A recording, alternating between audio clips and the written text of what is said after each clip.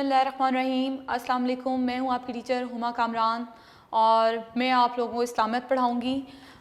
हमेशा की तरह बेटा आप अच्छी तरह जानते हो कि हम हिस्सा नाज़रा से आगाज़ करते हैं अपने लेसन का, और सूरत अल-फजर इंशाअल्लाह ताला आपको याद होगी हुई जितनी हमने पढ़ी थी। आयत नंबर 1 था, 16 हम याद कर चुके हैं। आज हम इस सिलसिले को आगे मज़ीद बढ़ाएंगे। 3 आयात मज़ीद अगली मैं आज आपको पढ़ाऊँगी। आप अपनी नोट से सूरत को सामने खोल लें। आऊज़ु बिल्लाहि मिनश शैतानिर रजीम, बिस्मिल्लाहिर्रहमानिर्रहीम। मा ताकुलून तुरासु अक्लन लम्मा व तुहिब्बूनल माला हुब्बन जम्मा कल्ला इज़ा दुक्कतिल अर्ज़ु दक्कन दक्का व जाअ रब्बुका वल मलकु सफ़्फ़न सफ़्फ़ा। हम आयत नंबर 22 तक जो है इसको पढ़ेंगे। मैं एक बार फिर पढ़ा देती हूँ। आयत नंबर 19 तब 22 आज हम पढ़ेंगे। वताकुलून तुरासु अक्लन लम्मा व तुहिब्बूनल माला हुब्बन जम्मा कल्ला इज़ा दुक्कतिल अर्ज़ु दक्कन दक्का व जाअ रब्बुका वल मलकु सफ़्फ़न सफ़्फ़ा। बेटा यहाँ तक आप मार्क कर लें। हिस्सा नाज़रा से आप लोगों ने जो है तिलावत कुरान जारी रखी हुई है। इस वीक भी आप पारा नंबर 22 को मुकम्मल कर लें। इंशाअल्लाह ताला अगले हफ्ते से हम पारा नंबर 23 शुरू करेंगे तिलावत कुरान के हवाले से। और आप बेटा पारा लाजमी पढ़ें, ऐसा नहीं है कि रूटीन वर्क में आपको दे दिया गया है। आप 1 या 2 या 3 रकू लाजमी जो है नमाज पढ़ते हैं तो उसके बाद इसको पढ़ें ताकि रवानी भी आएगी। और ज़ाहिरी बात है कुरान पढ़ने का अजर बेइंतहा है। आप अपने अमाल में जो है नेकियों में इजाफा भी करते चले जाओगे, तो पेपर की तैयारी के साथ आखिरत की तैयारी की तरफ भी आप बढ़ते चले जाओगे। हिस्सा नाज़रा से जो है सूरत अल-फजर हम आयत नंबर 22 तक मुकम्मल कर लेंगे। चूँकि ये सूरत तफसीली है तो बेटा हिस्सा नाज़रा में मैं मज़ीद एक ना एक एक्टिविटी ऐड करती हूँ ताकि आपका नाज़रा आगे बढ़ता चला जाए। आज हम हिस्सा हिफ्ज़ो तर्जुमा से आयतल कुर्सी मा तर्जुमा आगे पढ़ना शुरू करेंगे। इसका तर्जुमा जो है मैं आपको साथ साथ समझाऊंगी और तिलावत भी हम साथ साथ करेंगे। जी बेटा आप बोर्ड पे ज़रा तवज्जो फरमाएंगे। बिस्मिल्लाहिर्रहमानिर्रहीम। अल्लाहु ला इलाहा इल्ला हुआ। अल्लाह ला नहीं है, इलावा माबूद, इल्ला सवाए हुआ उसके, यानी अल्लाह के सिवा कोई इबादत के लायक नहीं या अल्लाह के सिवा कोई माबूद नहीं। अल हय्युल कय्यूम, हई का मतलब होता है जिंदा, कय्यूम कहते हैं कायम रहने वाले को, तो वही है जो जिंदा रहने वाला यानी हमेशा रहने वाला है। ला ताखुजुहु सिनातुम वला नौम, ला नहीं, ताखुजुहु सिनातुम वला नौम, ना ही उसे नींद आती है, वला नौम और ना ही उसे ऊँघ आती है। लहू मा फिस समावाती व मा फिल अर्ज़, लहू उसी का है, माँ सब कुछ, फिस समावात जो कुछ आसमानों पे है, वमा फिल अर्ज़ और जो कुछ ज़मीनों पे है।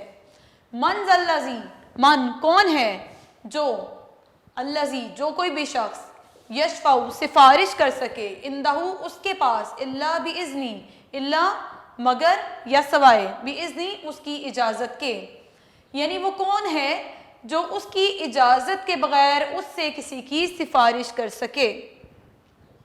यालमू वो जानता है यानी उसके इल्म में है, मा बैना अयदीहिम जो कुछ तुम सामने करते हो, जो कुछ तुम्हारे रूबरू हो रहा है, रूबरू कहते हैं सामने, यानी वो सब जानता है जो तुम्हारे सामने हो रहा है।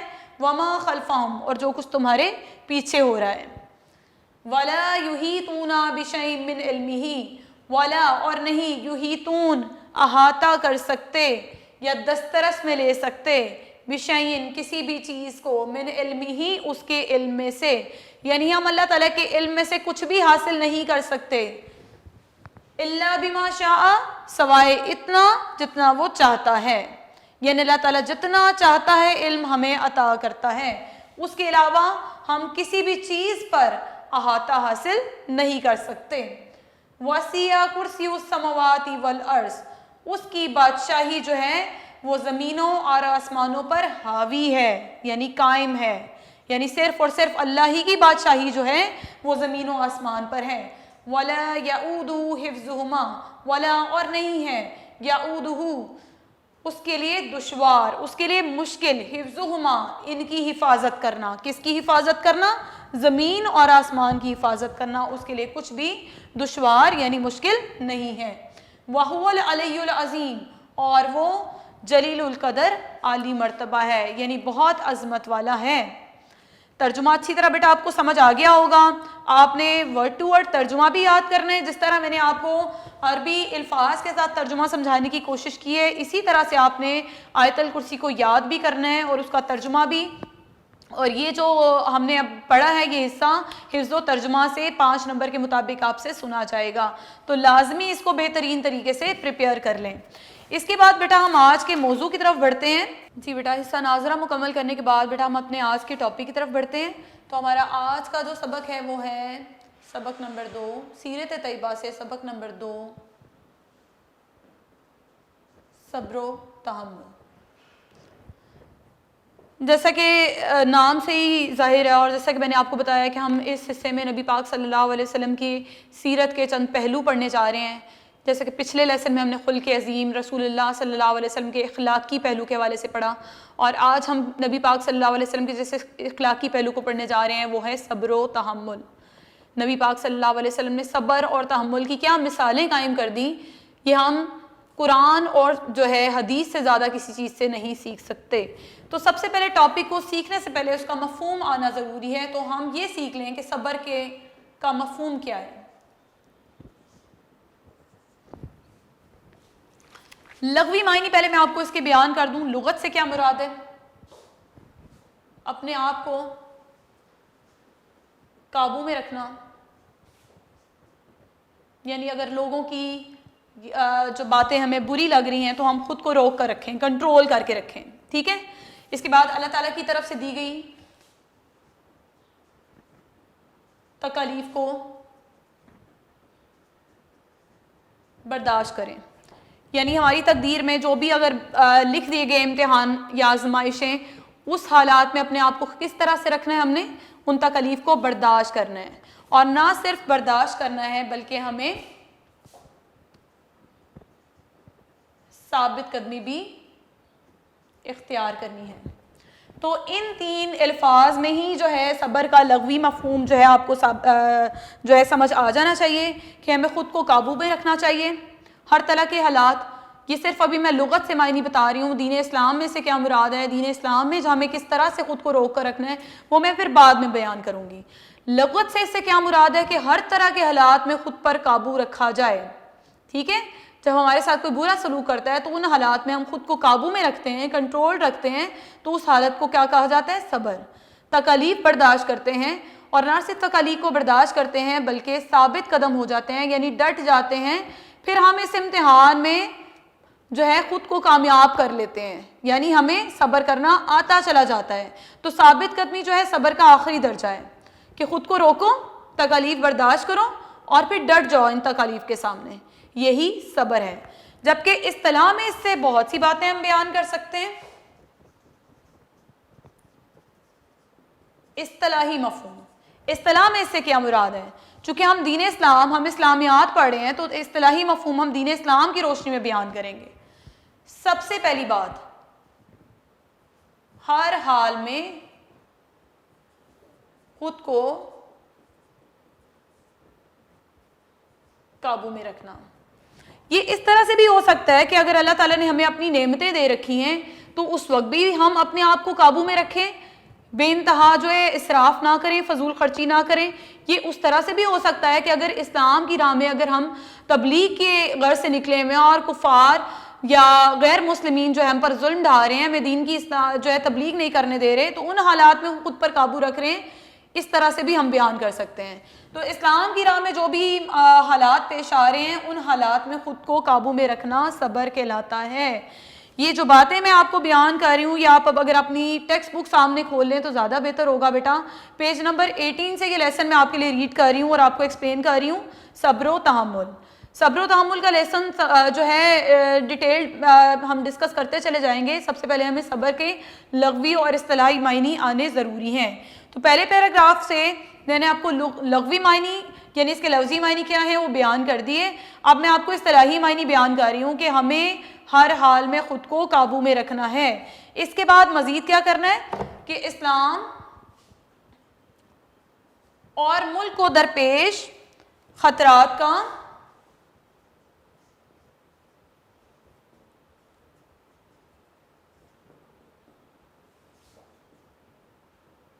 حالاتوں خطرات کا جمع مردی سے مقابلہ کرنا، یعنی ہم اسلام کی راہ میں نکلے ہوئے ہیں اور یا پھر ہمارے ملک جو ایک اسلامی ملک ہے اس کو کوئی بھی خطرہ درپیش ہے دشمن کی طرف سے یا اندرونی طور پر، تو ان حالات میں اگر ہم جمع مردی کا مطلب ہوتا ہے بہادری سے مقابلہ کرتے ہیں، تو بیٹا اس کو بھی صبر کرنا کہا جاتا ہے، ٹھیک ہے۔ جس بھی قسم کے ناگوار حالات ہیں اگر ان کا ہم سامنا بہادری سے کریں گے تو ان حالات کو کیا کہا جائے گا؟ صبر کرنا۔ اس کے علاوہ ہم کیا سیکھ سکتے ہیں کہ اسلام میں صبر کس حالات کو کہا جا سکتا ہے کہ ہم اپنے ایمان، نیکی اور عقیدے پر قائم رہیں، ٹھیک ہے۔ ہمیں کیا چاہیے؟ کسی بھی قسم کے حالات ہوں، ٹھیک ہے، ہمیں ان حالات میں کیا رکھنا ہے؟ اپنے ایمان کو نہیں چھوڑنا، ٹھیک ہے، ایمان پر مضبوطی سے قائم رہنا ہے۔ ہمارے عقائد میں جو باتیں موجود ہیں ان پر اسی طریقے سے ہمیں ایمان رکھنا ہے، ہرگز جو ہے اپنے عقائد سے دوری اختیار نہیں کرنی، ہمیں نیکی کے کاموں کی طرف بڑھتے چلے جانا ہے، نیکی پر قائم رہنا ہے۔ یہ نہ ہو کہ دشمن کی طرف سے دی گئی اذیتوں کو جو ہے ہم برداشت جب ہماری سے باہر ہو جائیں تو پھر ہم نیکی کے کام چھوڑ دیں اور برائی کے راستے پر چل پڑیں۔ تو یہی صبر ہے کہ ہم اپنے ایمان پر بھی قائم رہیں، نیکی کے کاموں پر بھی بڑھتے جائیں، اور جو بھی ہمارا عقیدہ ہے جو کہ ایک اسلامی عقیدہ ہے اس پر بھی ڈٹے رہیں۔ یہ ساری باتیں بھی صبر میں شامل ہوتی ہیں۔ اس کے بعد اسلام پھیلانے میں اللہ کی رضا کے لیے کوشش کرنا، یہ ساری باتیں ہم کیوں کر رہے ہیں؟ تبلیغ کے سلسلے میں کیا کرنا ہے؟ ہمیں اپنے عقیدے پر بھی قائم رہنا ہے اور ہر کوشش جو ہماری ہونی چاہیے وہ اللہ کی رضا کے لیے ہونی چاہیے۔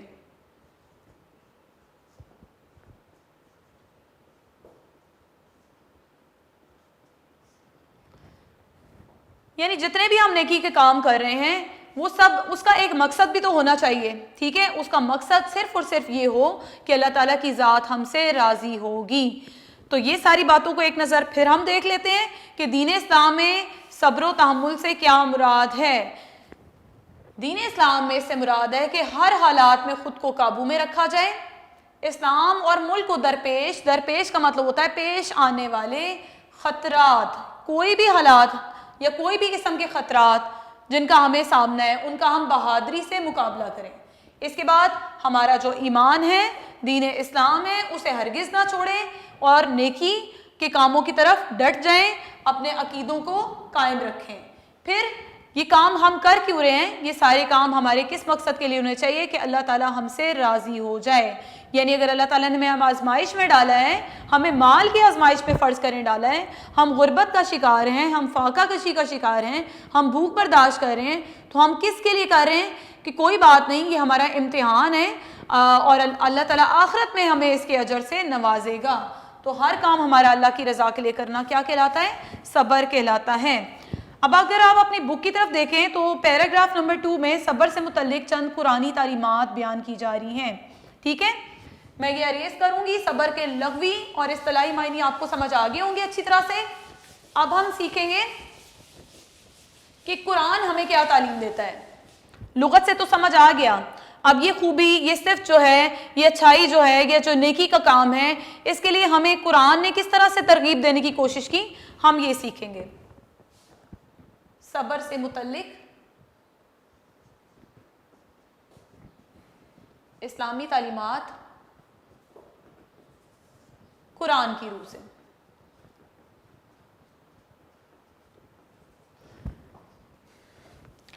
قرآن میں جا بجا جو ہے صبر کے حوالے سے ہمیں حکم آئے ہیں۔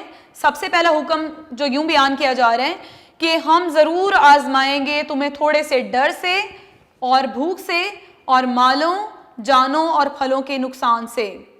یعنی اللہ تعالیٰ نے مومنین کو بتا دیا کہ میں تمہاری آزمائش کروں گا. کئی طرح سے کہا گیا. ڈر سے، جیسا کہ نبی پاک صلی اللہ علیہ وسلم جب مکہ میں تھے تو مومنوں کو اس بات کا ڈر تھا کہ کہیں کفار ان کی جان اور مال کو نقصان نہ پہنچا دیں. تو اللہ تعالیٰ نے ڈر، جانوں اور مالوں کے ذریعے مومنوں کو آزمایا.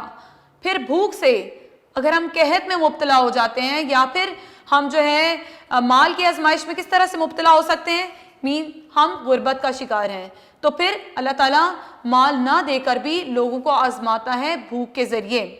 پھلوں کے نقصان سے، پھل اگر تجارت کی غرض سے اگر ہم کاشت کرتے ہیں اور پھل اگر گل سڑ جاتے ہیں تو ان کا نقصان کے ذریعے بھی کہا گیا ہے کہ اللہ تعالیٰ جب قحط سالی میں مومنوں کو مبتلا کر دیتا ہے تو کہا گیا کہ اللہ تعالیٰ پھلوں کے نقصان سے بھی آزمائے گا. پھر ان ساری باتیں، ان آزمائشوں کا خلاصہ اللہ نے کیا بیان کیا کہ خوشخبری دے دیجئے ان صبر کرنے والوں کو کہ جب انہیں کوئی مصیبت پہنچتی ہے تو کہتے ہیں ہم اللہ ہی کے ہیں اور اسی کی طرف لوٹنے والے ہیں.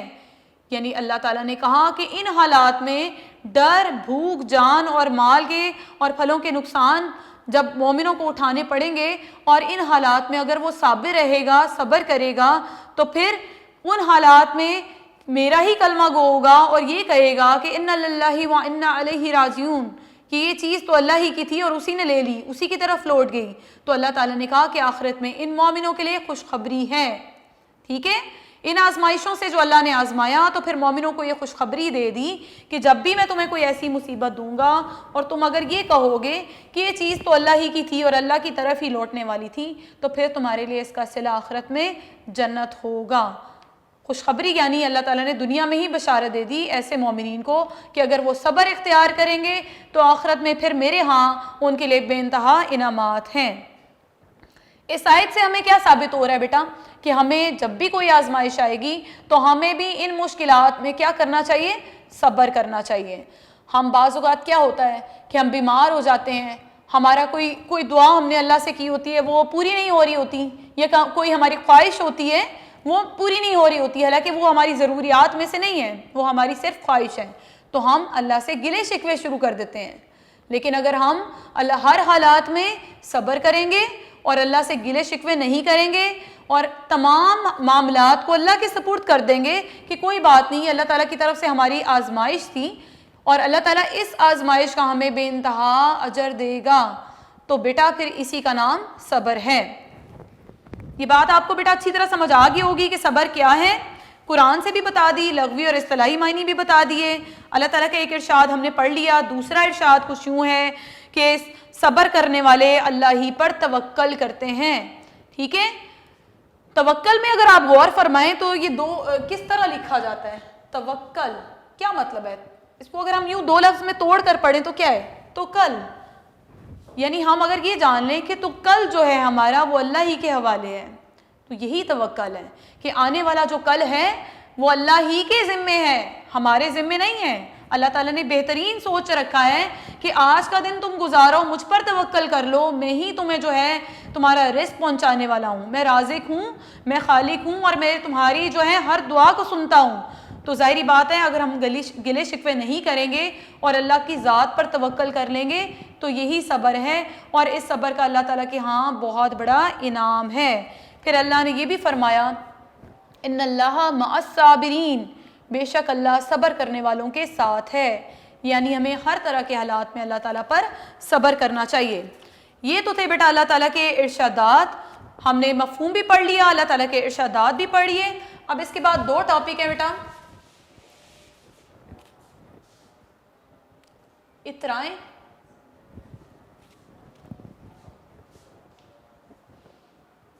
مایوس نہ ہو. اس بات کو ہم کس طرح بیان کریں گے بیٹا، یہاں پر اچھی طرح سمجھ لیں. یہ صبر کے ہی دو رویے ہیں، دو صورتیں ہیں کہ ہمیں صبر کن حالات میں کرنا ہے. اس طرح سے کہ ہم مایوس نہ ہوں. یہ صبر ان حالات میں جب اللہ تعالیٰ ہمیں اپنی نعمتوں کو ہم سے چھین کر آزماتا ہے. ٹھیک ہے، فرض کریں اللہ تعالیٰ نے مال ہم سے چھین لیا تو اس حالت میں کہا گیا کہ ہم مایوس نہ ہوں. اور اترائیں کب نہ، جب اللہ تعالیٰ نے ہمیں مال دیا ہے اور اس صورت میں ہم کیسے نہیں کس طرح صبر کریں گے بیٹا؟ جب ہم اللہ تعالیٰ کی ان دی گئی نعمتوں کا اسراف نہیں کریں گے، انہیں ضائع نہیں کریں گے. ہم اگر اپنے اس مال کی نمائش کرنا شروع کر دیں گے تو اس کا نام کیا ہے کہ ہم نے ان حالات میں صبر نہ کیا اور غرور میں مبتلا ہو گئے. ان دو باتوں کو میں یہ ریڈ کر کے بیٹا آپ کو سمجھانا چاہوں گی کہ اس میں کوئی شک نہیں کہ اللہ تعالیٰ کی ذات دینے والی ہے، مگر محنت کرنے کی ضرورت ہے. یعنی جو ہماری تقدیر ہے اس کو ہم نے اپنی تدبیر سے حاصل کرنا ہے. ٹھیک ہے، ہمیں محنت کرنی ہے.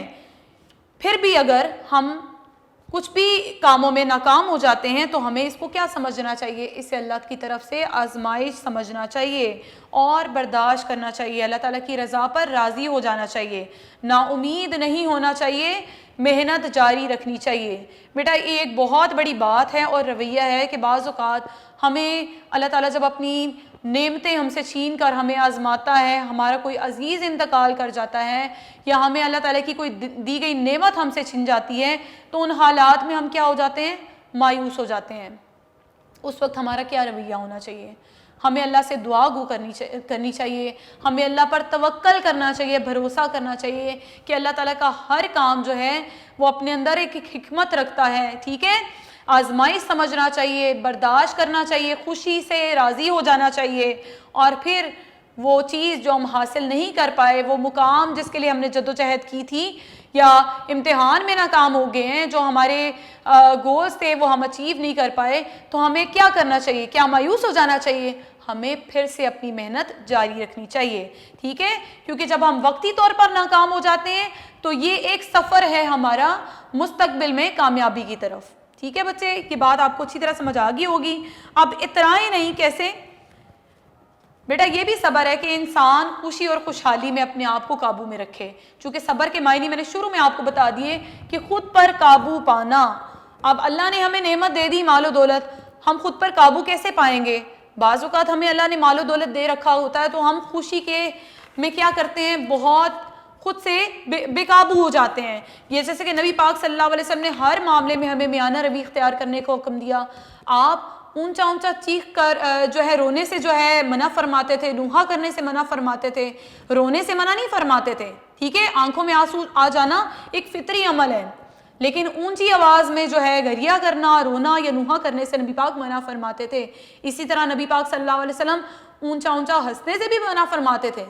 ٹھیک ہے، آپ صرف اتنا مسکراتے تھے، ایسا نہیں ہے کہ پھر آپ خوش ہی نہیں ہوتے تھے یا منع فرماتے تھے کہ خوش نہ ہو، خوش ہوتے تھے اور خوشی کی حالت میں آپ کے دندان مبارک بھی ظاہر ہو جاتے تھے. اسی طرح مال کو استعمال کرنے کے لیے بھی نبی پاک نے فرمایا کہ نہ ہی تم جو ہے اسراف سے کام لو، نہ ہی جو ہے تم کنجوسی سے کام لو. اور جب ہم اب اللہ تعالیٰ کی نعمتوں کو غریبوں پر خرچ کریں گے، زکوٰۃ ادا کریں گے، تو یہی اللہ تعالیٰ کی نعمت کی قدر ہے. لیکن اگر ہم اس کی نمائش کرنا شروع کر دیں گے تو یہ اللہ تعالیٰ کی نعمتوں کی ناقدری ہے اور ہمارے فخر و غرور کا اظہار ہے. ٹھیک ہے، تو صبر کے مال جب اللہ تعالیٰ دے دیتا ہے کہ ہم اترائیں نہیں. اترانے کا مطلب کیا ہے؟ غرور نہ کریں. ہر حال میں خواہ پریشانی ہو، ٹھیک ہے، تکلیف ہو، صبر کا رویہ اختیار کریں. ابھی تک بیٹا میں نے آپ کو صبر کا ٹاپک ہی پڑھایا ہے. اب ہم پڑھیں گے تحمل کیا ہے. تحمل کا لفظ بھی اکثر و بیشتر صبر کے ساتھ استعمال ہوتا ہے. اب اس تحمل کے لفظ کے معنی کیا ہے؟ برداشت کرنا. صبر کے معنی تھے قابو پانا، خود کو روک کے رکھنا، جبکہ تحمل کے معنی ہے برداشت کرنا. یعنی نہ صرف ہم جو ہے خود کو روک کر رکھیں بلکہ دشمن کی طرف سے ملنے والی ہر قسم کی تکلیف، گستاخی کہتے ہیں اس کا برا رویہ، اور ضرر کہتے ہیں نقصان کو برداشت کریں. ہماری زندگی میں بھی بہت سے ناگوار ایسے حالات آتے ہیں. جو ناگوار حالات کا مطلب ہوتا ہے جو ہمیں پسند نہیں ہوتے. ضروری تو نہیں ہے کہ لوگ ہمارے مطابق کی زندگی گزاریں یا ہم لوگوں کے مطابق زندگی گزاریں. بہت سی باتیں ہمارے لیے ناگوار ہوتی ہیں. بعض لوگوں کو اونچا اونچا بولنا یا شور شرابہ پسند ہوتا ہے، لیکن ہو سکتا ہے وہ ہمیں پسند نہ ہو. تو ہمارے لیے حالات کیا ہیں؟ ناگوار ہیں. ٹھیک ہے، تو ان ناگوار حالات کا مردانہ وار یعنی بہادری سے مقابلہ کریں اور مسلسل آگے بڑھیں، یعنی اپنے اس عمل کو جاری رکھیں. یہی تحمل ہے. ٹھیک ہے، اور ہمارا دین یعنی اللہ تعالیٰ کے احکامات اور نبی پاک صلی اللہ علیہ وسلم کے ارشادات سے یہ بات ثابت ہے کہ ہمیں صبر و تحمل سے کام لینا چاہیے. رسول اللہ صلی اللہ علیہ وسلم کی استقامت پڑھا رہوں گی بیٹا میں آپ کو. استقامت کا مطلب ہوتا ہے ڈٹ جانا، چونکہ شروع میں ہم نے پڑھا صبر ثابت قدمی کو بھی کہا جاتا ہے، ٹھیک ہے، کہ ہم جو ہے ثابت قدمی اختیار کریں، ڈٹ جائیں، جو بھی ہم نے خود کو روک کر رکھا ہے بری لوگوں کے رویے سے، اب اس پر ڈٹ جائیں۔ ایمان والوں کی یہ صفت ہے کہ وہ مصیبت میں اور مشکل میں صبر و تحمل سے کام لیتے ہیں، یعنی بتا دیا یہاں پر کہ مومنین ہیں وہ، یا یہ مومنوں کی خوبی ہے کہ وہ صبر و تحمل سے کام لیتے ہیں۔ تو بیٹا پھر ہمیں بحیثیت مومن اس خوبی کو اپنے اندر لازمی رکھنا چاہیے۔ اللہ تعالیٰ نے نبی پاک صلی اللہ علیہ وسلم کے ذمہ کام لگایا تھا کہ وہ اسلام اور قرآن کا پیغام عام کریں، ٹھیک ہے، یہ رسول اللہ صلی اللہ علیہ وسلم کی ذمہ داری تھی جو انہوں نے 23 سال جاری رکھی۔ قرآن نازل ہوا اور اس کا عرصہ نزول تقریباً 23 سال تھا۔ اس کام کو لوگوں تک پہنچانا آسان نہیں تھا۔ آپ اچھی طرح جانتے ہو بچوں کہ اس کام کے سلسلے میں نبی پاک صلی اللہ علیہ وسلم کو کن قسم کی جو ہے اذیتوں کا سامنا کرنا پڑا۔ اس کام کی تکمیل یعنی مکمل کرنے میں آپ کو بہت قسم کی تکالیف اٹھانی پڑی۔ سب سے پہلے اپنا آبائی شہر یعنی مکہ چھوڑنا پڑا۔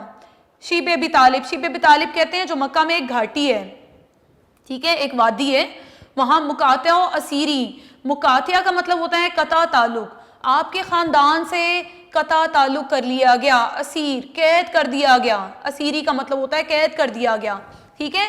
یہ سلسلہ جو شیب ابی طالب میں نبی پاک صلی اللہ علیہ وسلم کو اپنے خاندان کے ساتھ محصور ہو کر گزارنا پڑا، وہ عرصہ تھا 3 سال کا۔ 3 سال تک نبی پاک صلی اللہ علیہ وسلم اپنے خاندان، اپنے پیروکاروں کو لے کر وہاں جو ہے منتقل ہو گئے، اور بہت قسم کی تکالیف اور فاقہ کشی، بھوک کا بھی سامنا کرنا پڑا۔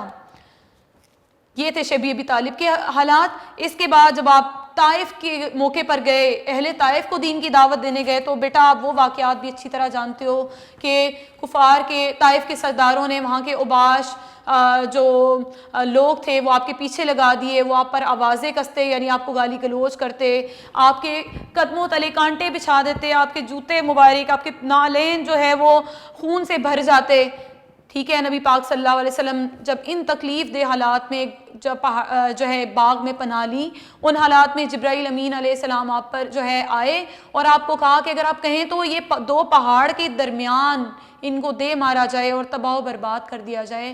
تو نبی پاک کے کلمات کیا تھے کہ یہ لوگ مجھے جانتے اور پہچانتے نہیں، انہیں معاف فرما اور انہیں ہدایت دے، ٹھیک ہے۔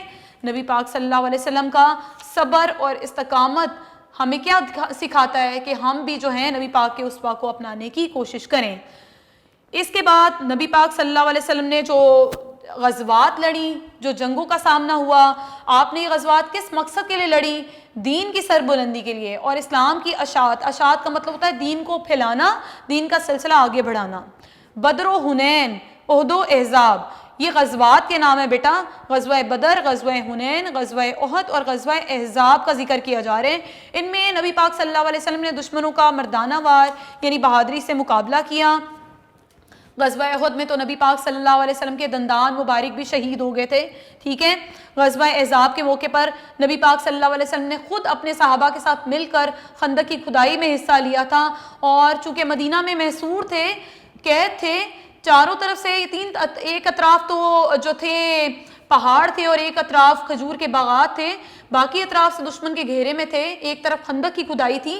تو نبی پاک صلی اللہ علیہ وسلم چونکہ محصور ہو چکے تھے مدینہ میں اپنے صحابہ کے ساتھ، تو آپ کو بھوک کا بھی سامنا تھا، اور ان حالات میں آپ نے پیٹ پر پتھر باندھ کر بھی جو ہے کفار کی تکالیف کا سامنا کیا۔ اس کے باوجود کیا آپ نے دین کی تبلیغ چھوڑ دی؟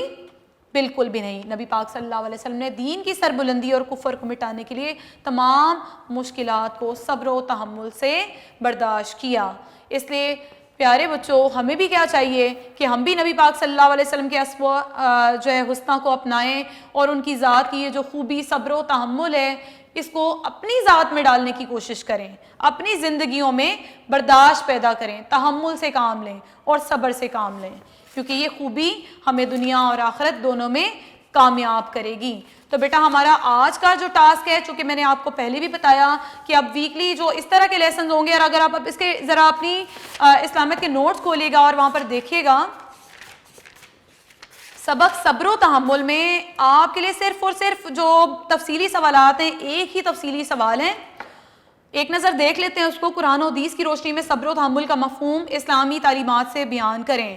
جواب اگر آپ دیکھیں تو صبر کے لغوی معنی، اصطلاحی معنی، تحمل کے معنی، پھر صبر و تحمل قرآن کی روح سے، اللہ تعالیٰ کے ارشادات اور حدیث کی روشنی سے، یہ ساری باتیں میں آپ سے اس لیکچر میں ڈسکس کر چکی ہوں۔ میرا نہیں خیال یہ تفصیلی سوال مجھے دوبارہ پڑھانے کی ضرورت ہے۔ یہ سبق جو ہے بیٹا آپ کے لیے بہت آسان ہے۔ میں مکمل طور پر یہ امید رکھوں گی کہ اس ویک بیٹا بھرپور طریقے سے آپ یہ ناظرہ بھی مکمل کرو گے جو آپ کو ٹاسک دیا گیا ہے، اور اس سبق کو بھی یاد کرنے کی کوشش کرو گے۔ اللہ حافظ۔